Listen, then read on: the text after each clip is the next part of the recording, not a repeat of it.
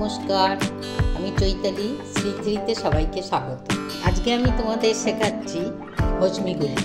জিরে, জোয়ান, চিনি আর 10টা কালো গোলমরিচ। জিরেগুলো দিয়ে দেবো, দিয়ে ভাজা করে নেব। আমি দিয়ে দিলাম গোলমরিচগুলো।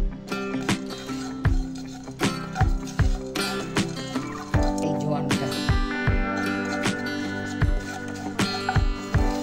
গুঁড়ো করে নিয়েছি, আমি এটা ঢেলে নিচ্ছি।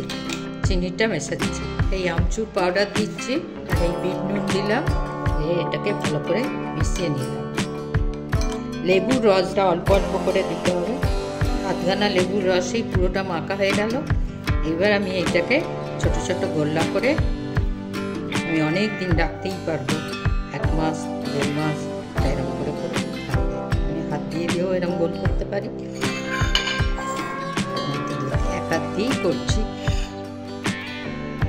এই সবগুলো গোল্লা পাকানো হয়ে গেছে। আমি এগুলো একটু ঢেলে নিয়ে এই যে চিনিটা রেখেছিলাম ওটা একটু কমিয়ে দিলাম, মাখিয়ে নিলাম।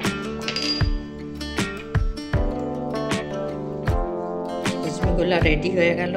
তোমরা এইরকম করে করো, খুব সোজা।